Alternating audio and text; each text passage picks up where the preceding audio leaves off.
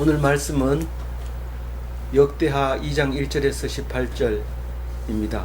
솔로몬이 여호와의 이름을 위하여 성전을 건축하고 자기 왕위를 위하여 궁궐 건축하기를 결심하니라.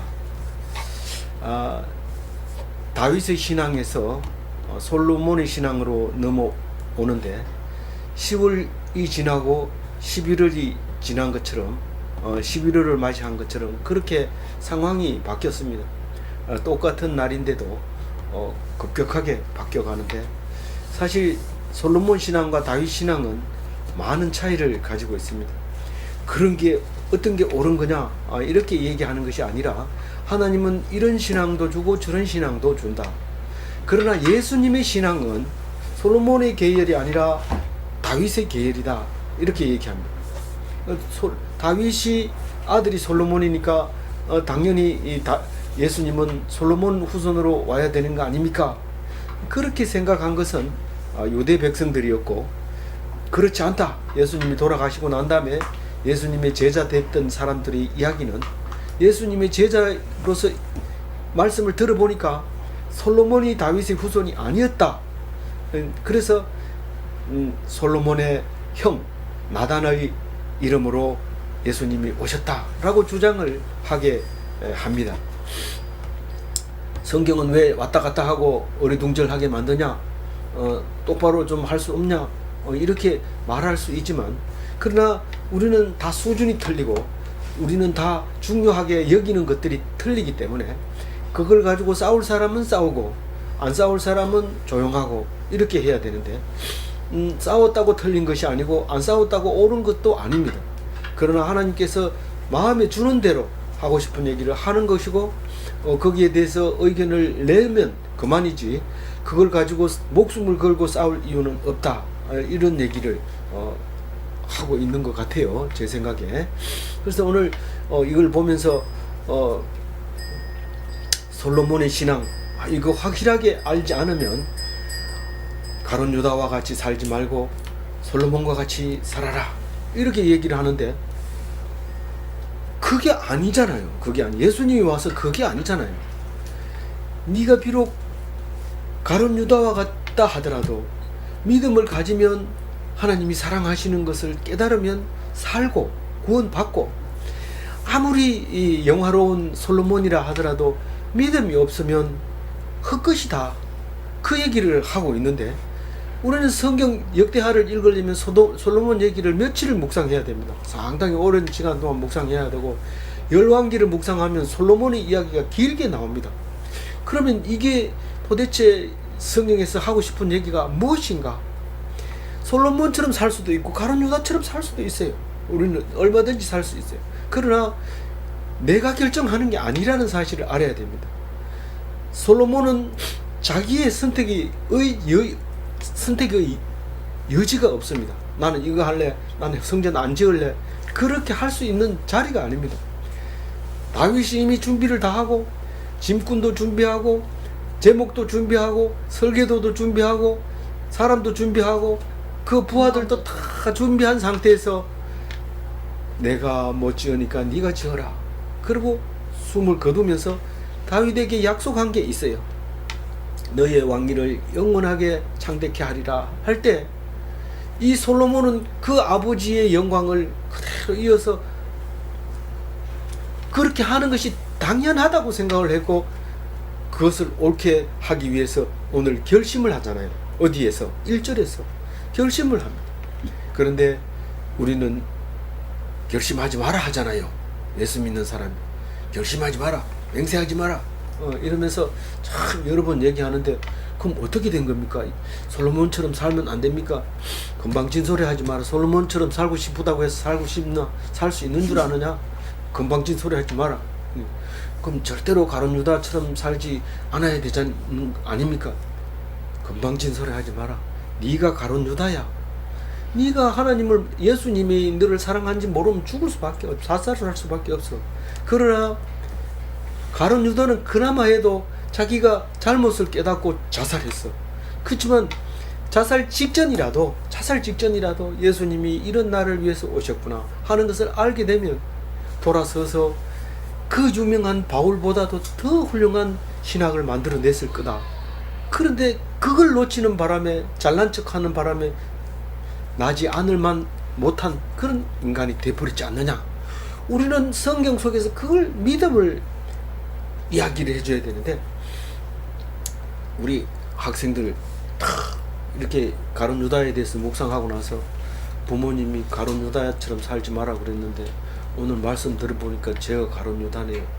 그래, 네가 가룟 유다라고 가룟 유다를 보여줬는데 나는 아니지. 저 사람은 가룟 유다 같아. 네가 가룟 유다야. 네가. 다른 사람은 그런지 안 그런지 모르지만 네는 확실해. 하나님이 그렇게 얘기한다고. 저는 누구 보고 그렇게 해본 적이 없습니다. 제가 말을 하나님처럼 해서 그렇지 절대로 나보고 하는 소리. 그런데 믿음이 없으면 죽을 수밖에 없고, 죽어야 당연한 건데 죽는 것도 내 마음대로 못 죽는다는 사실을 가룟 유다를 보면 알 수 있습니다. 그러니 우리는 오직 하나님이 쓰임 받는 건데, 내가 솔로몬이 돼가지고 나는 가룟 유다처럼 살 거야 이렇게 한다고 해서 잘 사는 거 아닙니다. 절대로 안 됩니다. 안 될 뿐만 아니라 살 수가 없어요. 그래서 살아야 되는데, 그러면 솔로몬이 우리에게 주어지는 것은 세상의 일반 은총이 유별나다고 해서 반드시 특별 은총이 그에게 주어지는 건 아니다라는 것을 우리에게 말하고 있습니다. 결론부터 얘기하면 솔로몬은 처첩을 많이 거느리고 하나님을 떠났다고 평가를 하고 있습니다. 그리고 신약에 와서도 솔로몬을 절대 예수님의 조상으로 여기지 않는 이방 사람들이 있는데, 거기 이 누가복음에서는 솔로몬의 조상을 예수님의 조상을 솔로몬에서 빼버린다는 사실을 기억하고 있어야 됩니다. 그런데 여기서 1절에서 주의 깊게 봐야 되는 건 뭡니까? 여호와를 위하여, 여호와의 이름을 위하여, 그리고 자기 왕위를 위하여 성전과 궁궐을 짓겠다고 얘기를 합니다. 이 솔로몬은 결심을 할 때 그 결심은 능동적인 겁니다. 능동적인 것은 결코 하나님이 기뻐하지 않는 겁니다. 순종해야 되는 거죠. 젖먹는 어린아이가 돈 벌어 와야 되는데 걱정하면 하나님, 엄마가 절대로 기뻐하지 않고 그만 무서워가지고 그 아이를 젖먹이다 말고 집 던져버립니다. 얘가 무슨 소리 하냐, 이건 애가 아니네.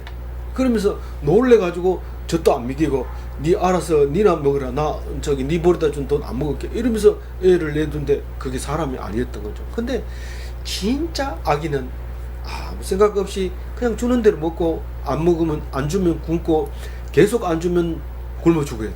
그게 어린아이입니다. 그런데 하나님이 절대로 그거를 그냥 두지 않고 불쌍히 여기고 통곡하고 애통하고 그러죠.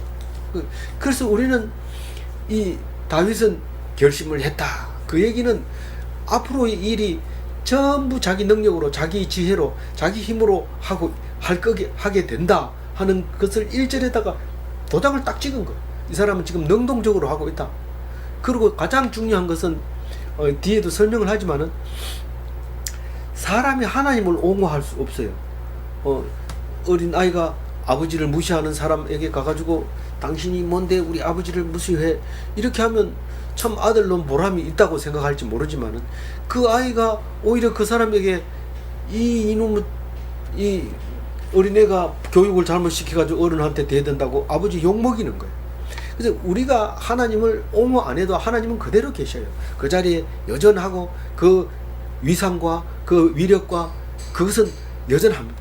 그래서 하나님이 뭐 이상한 짓을 했다 그러면, 하나님이 어떻게 그렇게 할 수 있나 이러면, 그런 건 입에 오르내리지 마라 이렇게 하는데, 하나님도 우리가 볼 때는 도저히 마땅치 않는 일을 할 때가 있는데, 그걸 우리가 옹호할 필요는 없어요. 하나님은 해도 안 해도 그대로 있습니다. 그래서 예수님의 조상 얘기 들어보세요. 그 며느리하고 사이에 난 것도 조상이고, 기생도 조상이고, 뭐 그렇게 있지만은, 그것은 하나님이 만들어준 일을 그대로 인정을 하고 그대로 순종한 것이 예수님의 조상이지, 잘했는 게 예수님의 조상이 아니고, 잘했다는 것도 하나님한테 순종했는 것만 잘한 거지, 자기 노력으로, 자기 결심으로, 자기가 능동적으로 했는 것들은 결코 하나님이 기뻐하지 않는다 하는 사실을 오랫동안 이 솔로몬을 이제 묵상할 텐데 그걸 놓쳐버리면 헛걸을 묵상하고 있는 거예요. 그래서 1절을 잘 읽어보고 묵상을 해야 솔로몬을 놓치지 않는 겁니다. 그래서 솔로몬을 제대로 묵상한 사람은 아들 이름을 솔로몬이라고 안 짓습니다. 그러면 가룟 유다라고 짓습니까? 가룟 유다라고 지으면 안 됩니다. 가룟 유다는 믿음이 없었고 솔로몬은 믿음이 좀 부족했고 그랬다는 얘기이기 때문에 그러면 뭐라고 지어야 돼요? 그냥 지어진 대로 놔두면 돼요. 그냥 그거 가지고 뭐 문제 삼을 거 없습니다. 그래서 그렇게 오늘 그걸 가지고 묵상을 안 하면 엉뚱한 소리 자꾸 이렇게 하게 되는데 절대로 엉뚱한 소리 하지 말기를 바랍니다. 2절 읽어봅니다. 솔로몬이 이에 진군 7만 명과 산에서 돌을 꺼낼 자 8만 명과 이를 감독할 자 3,600명을 뽑고, 이 숫자가 굉장히 큰 숫자입니다. 엄청난 숫자입니다. 그러니까 성전과 궁궐을 짓는데 상당히 많은 인원이 들어갔다, 그런 말을 하고 있는데 그만큼 이게 규모가 컸다 하는 얘기를 말하고 있는데, 이 3,600명이 뒤에 나와 있는 그 17절에 나와 있는 거하고 똑같아요. 같은 숫자가. 근데 2절에 나와 있는 것은 이스라엘 백성의 3,600명, 저기 17절에 나와 있는 거는 외국인 근로자, 그러니까 숫자가 똑같아요. 이스라엘 백성의 근로자와 그 외국인 근로자가, 노동자가 숫자가 똑같아요. 그런데 그걸 뭘 의미하는지를 생각하면서 해야 돼요. 이것을 다른 책처럼 교과서처럼 막 이렇게 하면 이게 이제 문제가 돼요. 왜 교과서처럼 하면 문제가 돼요? 그게 그 환난과 한난과 다른 것하고 똑같아요. 이게 교과서는 틀리면 안 됩니다. 그건 교육부 장관이 문책받고 내려와야 될 일입니다. 그러나 성경은 그렇지 않습니다. 이렇게 쓸 수도 있고 이렇게 읽을 수도 있고, 그렇게 읽을 수도 있는 건 교육부에서 그렇게 읽으면 안 되지. 성경 안에서는 니는 교육 수준이 그거밖에 안 되는구나 이렇게 하고 놔둬야 되는데, 그걸 지적질하면 안 돼요. 네가 교육 수준이 그거밖에 안 되나 이렇게 하면 그 손가락이 이렇게 꼬부라져 가지고 꼼짝을 못하게. 그래서 저 사람은 수준 좀 낮구나 이렇게 생각하고 맞춰야 돼요. 그 얘기가 이제 뒤에도 쭉 연결 비슷한 게 나옵니다. 이 절이 3,600 다 합하면 얼마라고요? 15만 3,600명이 돼요. 이 인부가 7만 명이고 채석공이 8만 명이고 감독관이 3,600명인데 이게 17절에 외국인 인부하고 18절. 예, 17절 15만 3,600명하고 같은데 그 내용도 18절에 17절 한번 읽어볼게요. 전에 솔로몬의 아버지 다윗이 이스라엘 땅에 사는 이방 사람들을 조사하였더니 이제 솔로몬이 다시 조사하면 모두 15만 3,600명이라. 18절 마저 읽을게요. 그 중에 7만 명은 짐꾼이 되었고 8만 명은 산에서 벌목하게 하였고 3,600명은 감독으로 삼아 백성들에게 일을 시키게 하였더라. 2절은 국내인이니까 뽑고 이랬잖아요. 2절은 뽑았어요. 너희들이 알아서 선택해라. 감독할 사람 누군지 너희들 잘 알잖아. 감독 뽑고 너는 돌뜰 사람 다 알잖아. 그러니까 떡 뽑고. 그런데 외국인은 시켰어요. 그러니까 우리는 근데 왜 똑같습니까? 이러면은 이 역사서지만은 역대하는 역사서지만, 그러나 이 역사서가 어떤 역사든지 역사는 기록자의 눈으로 기록을 하기 때문에 빠지죠. 뭐 필요 없는 것들이 다 빠집니다. 그래서 사관이 다른 사람이 정권을 잡으면 그 역사책은 다 불태우고 새로 쓰는. 근데 이 역대하는 11개에 다 적혀 있는 거를 다시 씁니다. 다시 써가지고 역대상 역대하가 만들어집니다. 열왕기상 열왕기하는 사무엘상 사무엘하를 이어서 왕들의 이야기를 적고 망하기 전까지만 기록을 하지만 역대기는 역대상은 창세기부터 시작해서 아담부터 쭉 적어 와가지고 역대하에 와서 솔로몬에 시작해서 마지막에 끝에 가서 바벨론 포로 갔다가 돌아온 사람들의 명단까지 기록을 함으로써 이스라엘 전체의 이야기를 기록하고 있는 겁니다. 역사는 역사지만 다른 사관으로 보고 기록을 하는데 이 국내인과 외국인이 이 숫자가 같다는 얘기는 무엇을 말하고 있을까요? 이스라엘 백성 혼자 지은 게 아니라는 사실을 말하고 있는 것입니다. 그러니까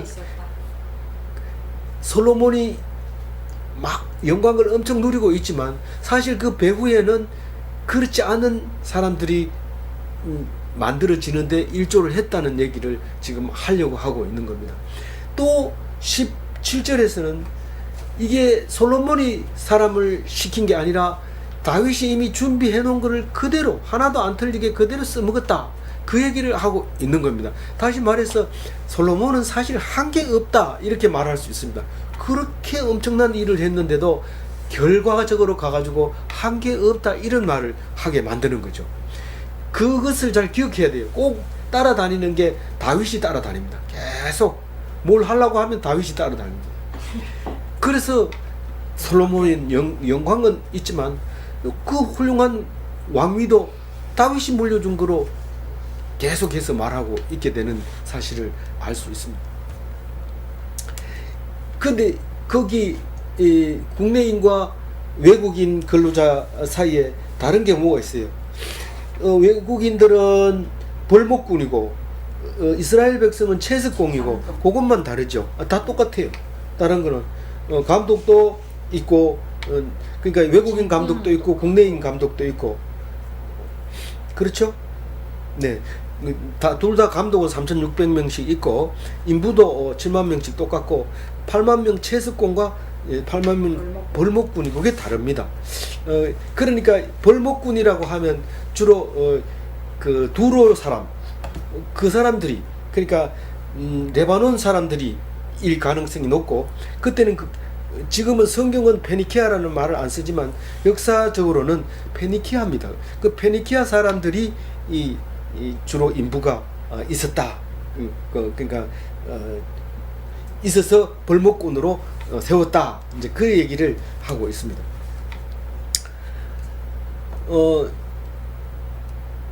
그 3절 읽어봅니다. 솔로몬이 사절을 두로와 후람에게 보내어 이르되 당신이 전에 내 아버지 다윗에게 백향목을 보내어 그가 거주하실 궁궐을 건축하게 한 것 같이 내게도 그리하소서. 예, 여기 아버지 또 나오잖아요. 나는 뭐 후람을 잘 모릅니다. 사실 다윗하고 이 솔로몬하고는 참 거리가 멉니다. 나이 차이로. 그 위에 뭐 아들 여럿이 놓고 그것도 바세바를 얻어가지고 얻었는지 빼앗았는지 훔쳤는지 그건 모르지만 바세바를 그렇게 데리고 와가지고 애를 놓고 몇 번째 애래요? 네 번째 애예요. 성경 속에는 뭐 네 번째라고 안 써놨지만 이름은 분명히 네 번째 이름으로 나와요. 첫 번째 애는 죽어버렸고 그렇게 이제 그런데 그 위에는 또 다른 엄마들이 낳은 엄마들이 있고 어제 묵상을 참고해 보시면 되는데 거기에 그러니까 상당히 어린 거 그러니까 다시 말해서 다윗이 병들어서 죽어갈 때쯤 아직도 어른이 안 된 그런 상태에서 이제 물려줬으니까 다윗과 솔로몬은 공동 분모가 사실은 없는 거예요. 뭐 같이 나무하러 가본 적도 없고 뭐 하여튼 공동 분모가 없는 상태에서 솔로몬에게 준 것은 순전히 바세바의 잘난 얼굴 때문에 해줬다고 봐야 돼요. 그것도 정신이 왔다 갔다 해서 놓칠 뻔했는데 작전을 짜가지고 결국은 받아내고 말죠. 약속을 주기로 했지 않느냐. 그런데 내가 주기로 했냐? 뭐 이러면서 그냥 도장 찍어가지고 왕 삼아줘 뿌리죠. 어쨌든 솔로몬은 그런 얼떨떨하게 왕이 됐는데 지금 이제 아버지 이름을 안 팔고는 누가 백향목을 가지고 올 방법이 없어요. 근데 아버지가 궁궐을 지을 때 당신 두로 왕 후람이 나무를 백향목을 대줬잖아요. 그러니까 우리한테도 대주세요. 이렇게 얘기하는데 이게 후람이라고도 하고 뭐라고도 하고 히람이라고도 하는데 왜 성경은 똑바로 얘기 안 합니까? 이러지 말고 후람이나 히람이나 똑같은 말이에요. 근데 히람으로 적어놓으면 히람이 세 사람 나와요. 나중에 기술자를 보냈는데 그것도 이름이 히람이고, 여기 보면 13절에 보면 내 아버지 후람에게 속하였던 자라 하고 후람이 그렇게 얘기합니다. 그러니까 후람의 아버지도 후람이고 자기도 후람이고 그 인부를 보내는데 그 사람도 후람이고, 이래서 세 사람이 이름이 나오는데 이게 이상하지 않나요? 이거는 그렇게 볼 수도 있어요. 그러니까 은혜에 따라서 이제 그렇게 할 수 있는데, 그렇게 안 그러고 딱딱하게 또 따지는 사람이 있어요. 그래서 세번역에서는 13절을 요대로 번역을 안 하고 다르게 번역을 합니다. 한 사람 후람을 보낸다. 그 후람은 내 아버지에게 속했던 자다라고 세번역하고 그 번역에서는 다르게 이제 번역을 해버립니다. 근데 안 따지고 그냥 읽어도 우리는 집사님 방금 얘기한 채로 뭐 김치다, 다 김씨다, 뭐 이렇게 얘기할 수도 있는 거예요. 어쨌든 이제 그 후람이 보고 백향목을 달라, 아버지한테도 줬으니까 달라 이러면, 아니 누가 대대를 이어가지고 내가 백향목 대주는 사람이가 이러고 대들 수 있잖아요. 그러면 3절이 무슨 말이에요? 사실은 이게 거래를 한 거예요. 우리 아버지한테도 나무 팔았으니까 나한테 팔았어요. 그건 얘기할 수 있죠. 그건 뭐 지 남는 장사니까 얼마든지 할 수 있는 거죠. 이거는 달라고 할 때 팔았다는 얘기, 거래를 했다는 거예요. 이거 놓쳐버리면 안 됩니다. 3절을 읽으면 알았는데 뒤에 가보면 그걸 잊어버리고 이랬는데 그게 아닙니다. 이게 확실한 거는 나중에 히람이 이 성전 건축 다 하고 궁궐 건축 다 하고 난 다음에 이제 상으로 어디입니까? 갈릴리 땅을 이렇게 얼마를 떼줍니다. 그런데 후람이 기뻐하지 않아요. 그 이유가 뭡니까? 이 왕궁을 짓고 성전을 짓고 나니까 엄청난 돈이 탕진이 되고 돈이 바닥 나버린 거예요. 그런데 그거를 쳐줄 때 돈 몇 푼 안 되는 별로 쓸모없는 땅을 아주 비싼 값으로 그걸 돈 대신에 그걸 줬다는 뜻이나 마찬가지예요. 제가 한 얘기가 아니고 다 있는 얘기를 제가 하고 있는 겁니다. 제가 뭐 압니까? 근데 그러니까 결국은 무슨 얘기냐면 서로 거래를 했다, 그런 말을 하고 있는 겁니다. 그러나 놓치지 말아야 됩니다. 우리는 기본을 놓치지 말고 이야기를 읽어 나가야 돼. 그러나 더 자세하게 알면 더 좋습니다. 4절 읽어봅니다. 이제 내가 나의 하나님 여호와의 이름을 위하여 성전을 건축하여 구별하여 드리고 주 앞에서 향기를 사르며 항상 떡을 차려 놓으며 안식일과 초하루와 우리 하나님 여호와의 절기에 아침 저녁으로 번제를 드리려 하니 이는 이스라엘의 영원한 규례니이다. 물건 좀 사오려고 하는데 자기 하나님 제사 지내는 얘기를 왜 합니까? 사실은 궁궐을 더 좋게 짓고 싶은데 핑계 댈 거 없으니까 지금 성전 짓는 이야기만 하나요? 다른 얘기 안 하잖아요. 성전 짓고 있는 얘기 하면 사람들이 다 귀하게 생각합니다. 우리는 뭐 불교인이 아니라도 팔공산에다가 돌로 큰 불상 지으면 아무 말도 안 하잖아요. 그 마찬가지입니다. 남의 신앙에 대해서는 우리는 될 수 있으면 건드리지 않고 오히려 축하한다 이렇게 하죠. 그런데 그걸 알고 솔로몬은 이렇게 얘기하는 거죠. 자기 궁궐 얘기는 일절 안 하잖아요. 궁궐을 어떻게 짓겠다는 얘기 안 하고 성전을 위해서 내가 제목을 산다 이런 그거 사가지고 이제 얼마 떼가지고 궁궐을 짓겠죠. 그거는 성경에 자세하게 안 나올 겁니다. 틀림없이.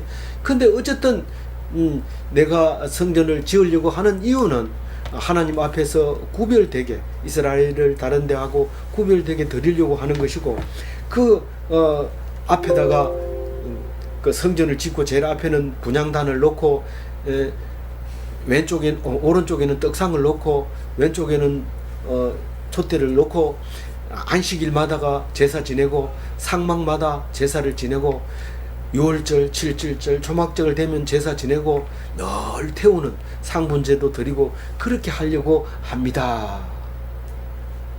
우리 이스라엘은 그것을 광야 40년 동안 살면서 지켜왔습니다. 이제 그것을 하지 못했는데 이제 제가 하려고 합니다. 다윗이 하라고 해서 합니다. 다 준비됐으니까 좀 그렇게 해주면 안 되겠습니까? 이렇게 이제 편지를 보냅니다.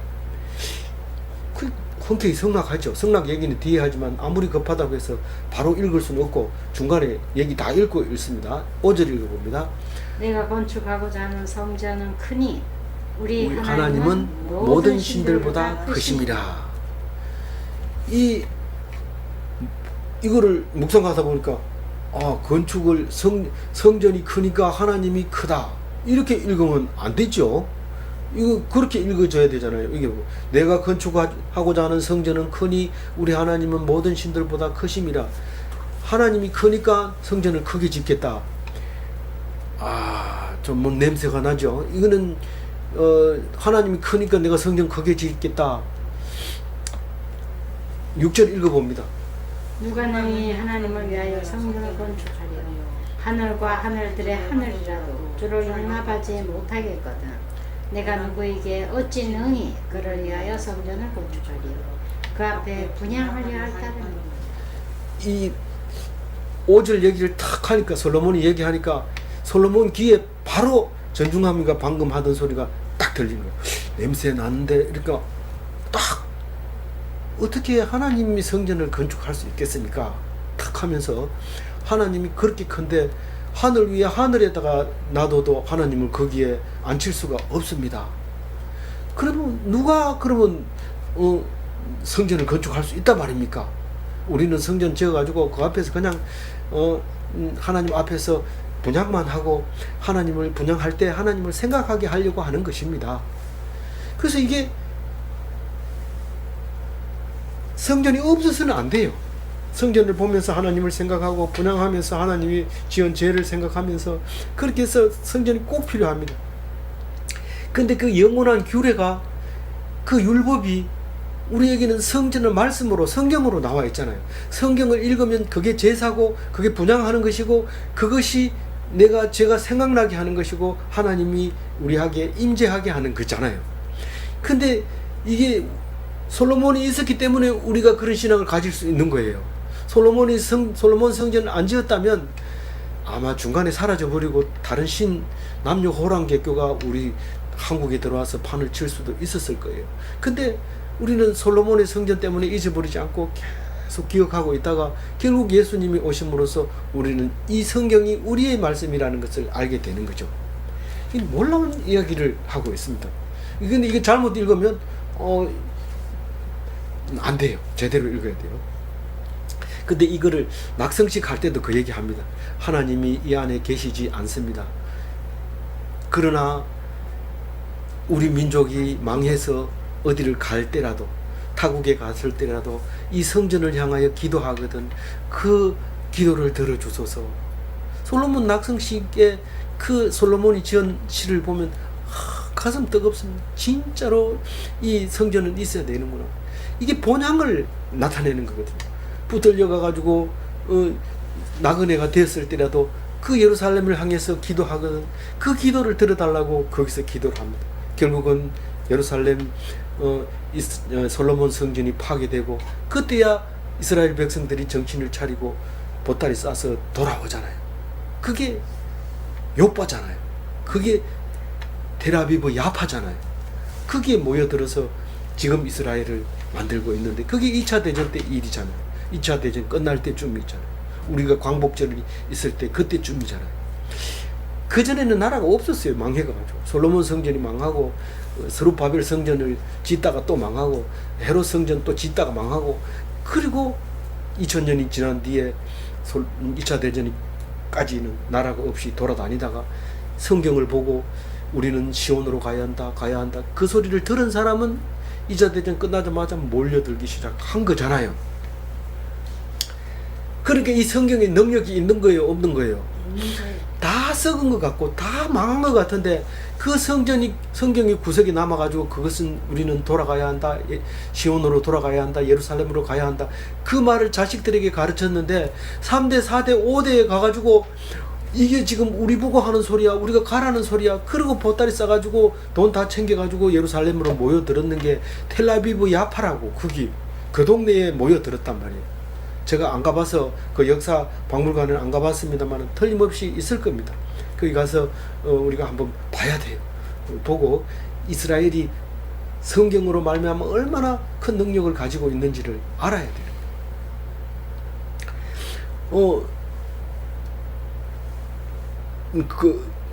몇 절 읽어야 돼요? 7절. 7절 읽어봅니다. 이제 청하건대 당신은 금은동 철로 제조하며 자색, 홍색, 청색 실로 집조하며 또 아로 새길 줄 아는 재주 있는 사람 하나를 내게 보내어 내 아버지 다윗이 유다와 예루살렘에서 준비한 나의 재주 있는 사람들과 함께 일하게 하고. 예, 될 수 있으면 이렇게 입을 맞춰서 읽어야 되는데 왜냐하면 읽기가 쉽지 않아요. 그래서 요새 자동으로 읽어주는 성경 읽어주는 걸 참 도움을 받는데 내 읽는 것보다 훨씬 정확하게 읽으니까 참 좋아요. 있는데 같이 읽으라 이러면 막 빨리 읽고 늦게 읽고 막 엉터리를 읽고 막 이러면서 그냥 막 나가버렸는데 사실은 이 딱딱 이렇게 맞춰서 읽어야 되는데 참 60이 넘으면 잘 안 돼요. 그래서 이제 젊은 사람만 있으면 늙은 사람 안 읽고 젊은 사람 읽으라 이렇게 하고 이렇게 하는데 어쨌든 좀 또박또박 잘 읽어요. 근데 읽기는 어렵지만은 정리를 해놓으면 뭐 별로 어려운 게 아니에요. 뭐냐면 한 사람 기술자를 보내달라고 얘기합니다. 뭐 이 사람은 이제 책임 기술자가 되겠죠. 그 사람 이름이 히람인데 여기서는 안 나오죠. 7절에는 안 나오는데 뒤에서 히람을 보낼게 이렇게 얘기합니다. 히람이 그렇게 얘기를 합니다.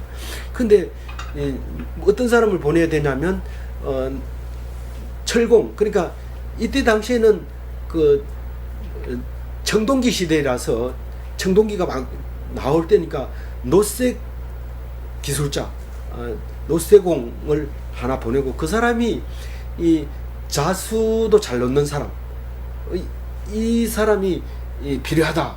사실 이 이름을 알아요. 솔로몬이 다윗 때 와가지고 한번 일을 했기 때문에 그 사람 아는데 편지를 쓸 때 이제 그렇게 한 사람을 보내달라고, 사람 하나를 내게 보내어 예루살렘에서 준비한 나의 재주 있는 사람들과 함께 일하게 해주세요 라고 얘기를 합니다. 9절 읽어볼게요. 8절 읽어볼게요. 또 레바논에서 백향목과 잣나무와 백단목을 내게로 보내소서. 내가 알거니와 당신의 종은 레바논에서 볼목을 잘 하나니 내 종들이 당신의 종들을 도울지라. 근데 이 사람들은 볼목해가지고 오고, 이스라엘 사람들은 이 돌을 쪼개가지고 오고, 이제 그렇게 이제 나누어서 그렇게 일을 하는데, 이 레바논의 백향목과 잣나무는 나는데 백단목은 안 나요. 근데 정확하게 백단목이 뭔지 모르는데 학자들이 연구해 본 결과 빨간 나무인데, 이게 빨간 나무에서 빨간 나무 물감이 나온대요. 그래서 다른 나무의 색깔을 입힐 때 좋다는 거예요. 너무 허여멀끔한 나무보다는 색깔이 약간 있는 게 좋습니다. 그래서 그거를 색깔을 칠해주는데, 그게 어떻게 우리가 옛날이나 지금이나 눈은 안 바뀌어요. 하얗게 생긴 건 별로 안 좋아해요. 그런데 백인들은 뭐 자기들이 제일 잘났다고 유색 인종 이러는데, 우리는 하얀 거 보면 벌거벗은 것 같은 게 아주 별로죠. 그래가지고 일부러 선택 하잖아요. 시커멓게 해가지고 잘생겼다 이렇게 하는데, 이게 이제 백단목이 아마 색깔이 붉은 나무일 거다. 그리고 다른 나무에도 이 물을 입힐 수 있는 그런 물이 나온 나무였을 거다. 나무 이름은 정확하게 연구해서 발표한 사람들이 있는데, 뭐 성경이 없는 얘기를 너무 깊이 알 필요는 없고 또 우리 수준에 맞춰서 그냥 묵상하면 될 것 같아요. 이게 무슨 뜻이냐면, 안 나는 나무를 한다는 것은, 이 나무가 주로 이제 저쪽에 어디서 났나고 그랬어요? 저기 금 많이 나는데 거기 어디 네. 오빌 오빌에서 수입을 해가지고 와서 다른 백향목하고 같이 이렇게 파는 그런 도매 기술자 도매 상인들이 페니키아 사람들이었던 거라고 말하고 있어요. 그래서 그 나무를 보내달라고 합니다. 그럼 이제 나중에 밑에 보면 이제 보내준다고 얘기를 하죠.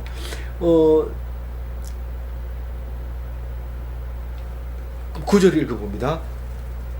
이와 같이 나를 위하여 제목을 많이 준비하게 하소서. 내가 건축하려 하는 성전은 크고 화려할 것입니다.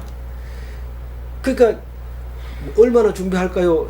이렇게 말할 필요가 없어요. 아주 크고 크게 질 거니까 많이 준비하세요. 사실은 그만큼 안 들어가는데 내가 궁궐도 좀 지어야 되잖아요. 이런데 궁궐을 더 크게 짓고 그건 제 얘기입니다. 왜냐하면 그 이집트에서 데리고 온 그 부인을 위해서 또 집을 지어주잖아요. 별궁도 지어주고 이렇기 때문에 나무가 많이 들어가는데 한결같이 이 성전 짓는 이야기만 하고 있어요.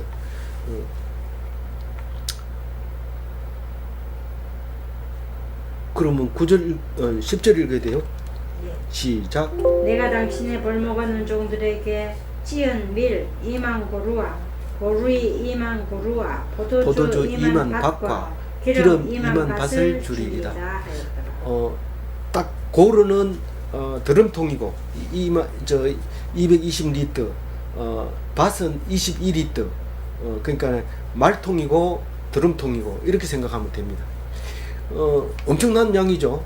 그러니까 성전 규모가 엄청나다는 말을 생각을 하고 있는 겁니다. 아까 인부도 엄청나지만 이거는 지금 벌목하는 종들에게 주는 그 임금비죠.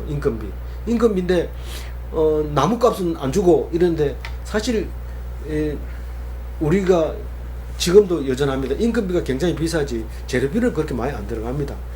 인터넷 선 좀 설치해 주세요 이러면 그 선값은 내가 안 받을 테니까 임금비만 쳐주세요 이러는데 선값보다 훨씬 이제 임금비가 많기 때문에 이건 나무값은 안 하고 임금비만 이렇게 계산해 주는 거죠. 11절에 이제 답장이 옵니다. 두로왕 후람이 솔로몬에게 답장하여 이르되 여호와께서 자기 백성을 사랑하심으로 당신을 세워 그들의 왕을 삼으셨도다. 그 전쟁에서 이기면 당신의 신이 참 위대하다 이렇게 얘기를 합니다. 항상 그래요. 그리고 자기가 모든 나라를 정복하고 나면 우리 신을 대적할 신이 누가 있느냐 이러면서 다른 나라 신들을 싹 무시하고 못 섬기게 하고 그렇게 했던 거죠. 그래서 솔로몬이 탁 나무를 팔아라 이러니까 좋아가지고 그러는데 당연히 하나님, 당신의 하나님이 당신을 왕으로 삼았군요. 당신을 일하게 하셨군요. 할렐루야.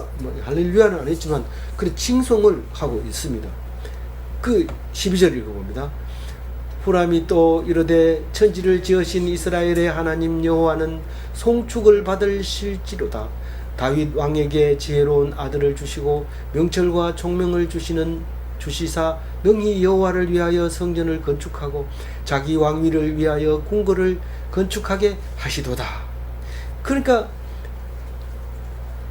그 하나님이 이스라엘 지혜로운 왕을 주셨다. 다윗에게 그런 아들을 줬다. 그 아들을 칭찬하는 게 아니라 다윗을 칭찬하면서 이런 훌륭한 아들을 주시다니 너는 다윗의 쓰임 받는 사람이야. 뭐 이렇게 말하고 있는 것처럼 들려지죠. 실제로 그랬고요. 그래서 그거를 이제 난 이렇게 생각한다 하고 칭찬하면서 축하하면서 이렇게 긍정적으로 말하고 있는 거죠. 13절 읽어봅니다. 내가 이제 재주 있고 총명한 사람을 보내오니 전에 내 아버지 후람에게 속하였던 자라. 내 아버지 후람에게 속하였던 자 이름이 후람이다. 나도 후람이고 이런 말로 들립니다. 그러나 이제 세번역에서는 그렇게 안 하고 내가 한 사람을 보는데 그 아버지에게 속했던 사람이다. 이제 이렇게 얘기하면서 후람은 한 사람은 아니지만 결국 두 사람이나 되는 거죠. 자기하고 같은 이름을 하나 보낸다. 근데 그 사람에 대해서 설명을 합니다. 14절 이 사람은 단의 여자들 중 한 여인의 아들이요 그의 아버지는 두로 사람이라 능히 금, 은, 동, 철과 돌과 나무와 자색, 청색, 홍색 실과 가는 배로 일을 잘하며 또 모든 아로새기는 일에 익숙하고 모든 기묘한 양식에 능한 자이니 그에게 당신의 재주 있는 사람들과 당신의 아버지 내 주 다윗의 재주 있는 사람들과 함께 일하게 하소서. 사실 함께 일하게 하소서 하고 보내지만은 그 사람 이름만 나오기 때문에 사실 일의 책임자라고 볼 수 있습니다. 이 사람이 이제 뭡니까 철공이고 그 다음에 자수공이고 그랬던 거죠. 우리 집에는 자수공도 있고 이제 철공도 있습니다. 철을 자르고 막 이렇게. 근데 용접은 아직 안 해봤습니다. 근데 그렇게 이제 기술자가 있는데 그 사람에게 이제 좋은데 여기서 보면 단 여자 중에 한 여인의 아들이라고 그랬는데 아버지는 도로 사람이라 했는데 다른 성경에는 단 여자 중 이거는 단 여자가 아니라 납달리 지파의 과부의 아들이라고 얘기를 합니다. 근데 뭐 아버지의 도로 사람이다 이렇게 얘기합니다. 그러니까 도로 사람 아버지는 죽었던 모양이죠. 그래서 납달리 지파의 과부의 아들이다 이렇게 다른 7절에 저거 7자를 써놨는데 무슨 뜻인가요? 저기 그쪽에 얘기 같아요. 열왕기의 7장 예, 7장 14절에 7절에 나와 제가 써놨죠.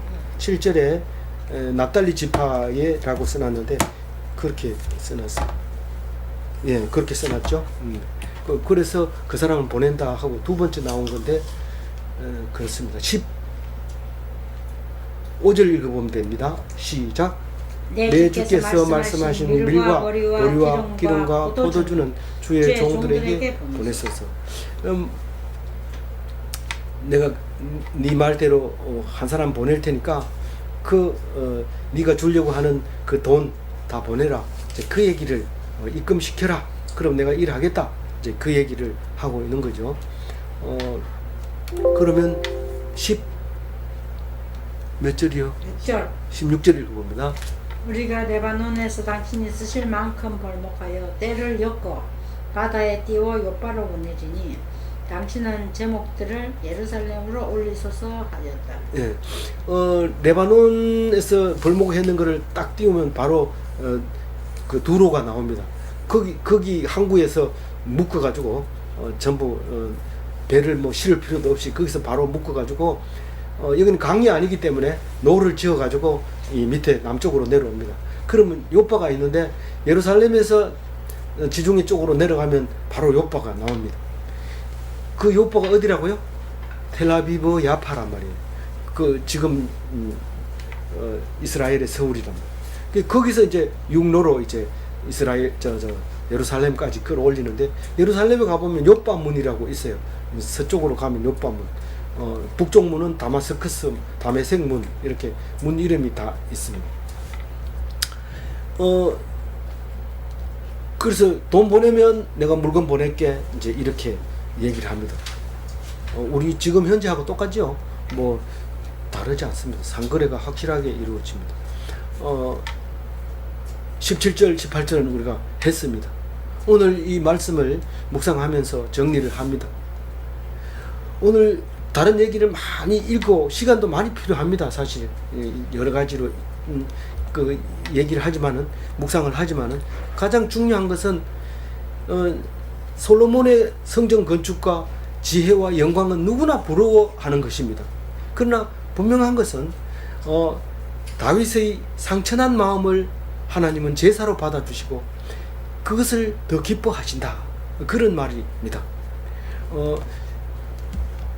사실은 기뻐한다는 말은 좀 틀린 말이죠. 우리가 장애자 아이가 있으면 성한 아이는 말 이름도 내지도 안 하고 자꾸 이 불편한 아이 말만 꺼내는 거나 마찬가지로 또 큰 아이와 작은 아이가 있을 때 큰 아이는 놔두고 자꾸 작은 아이만 이야기하는 것과 마찬가지로 상처가 나 있으면 가서 얘기하면 하나님이 들어주시는 거예요. 그러니까 엄마가 자꾸 부족한 사람을 신경을 쓰고 있는 거죠. 그걸 기뻐한다고는 말할 수 없지만 그러나 어떤 면에서 내가 죽지 않고 살아 있어야 될 이유가 바로 이 아이 때문에 그렇다. 그런 걸로 보면은 그걸 기쁨으로 볼 수도 있습니다. 그러니까 99마리를 위해서 목자가 있는 게 아니라 한 마리 잃어버린 양을 위해서 목자가 필요한데 싹군 목자는 99마리가 있으니까 그냥 그걸 큰 걸 지킨 게 낫지 작은 거 한 마리 하다가 놓치면 어떻게 해요? 그게 아니라 니는 잃어버린 양을 위해서 온 사람이지 어떻게 99마리 그거 보고 있다가 한 마리씩 잡아먹으려고 그러냐? 그게 아니라 싹군 목사는 그 99마리를 지키지만 진짜 네가 여기 있어야 될 필요 있는 것은 길을 잃어버린 양 한 마리를 찾기 위해서 너를 보냈다. 그러면은 싹군 목자보다가 훨씬 중요하잖아요. 그래서 뭐 한 사람 놓고 설교하더라도 들을 사람만 있으면 해야 되는 거죠. 너무 멀리 갔는지 모르지만 우리는 다윗의 상처. 올해가 진짜 집중력이 다 떨어졌어. 아닌데요. 오래 안 했어요. 네, 감사합니다. 3시밖에 안 됐는데 뭐 오래 됐어요. 그래서 솔로몬의 영광을 읽을 때 마음을 또 바로잡고 읽어서 흔들리지 않는 귀한 성도 되시기 바랍니다. 아멘. 기도하겠습니다. 하나님 감사합니다. 오늘 긴 이야기 속에 오직 한 가지 하나님의 모든 영광이 오직 주님을 의지하며 주님을 마음속에 품을 때 하나님께서 잘했다 칭찬하고 기뻐하신다는 것을 기억하게 하시고 오직 내 마음대로 할 수 없으나 믿음만큼은 내 마음대로 할 수 있는 것을 주신 것을 감사합니다. 예수 믿고 참으로 하나님 앞에 천국을 맛보는 귀한 백성 되게 하여 주옵소서. 감사하옵고 우리 주 예수 그리스도의 이름으로 기도 올리옵나이다. 아멘. 예, 오래 기다렸습니다.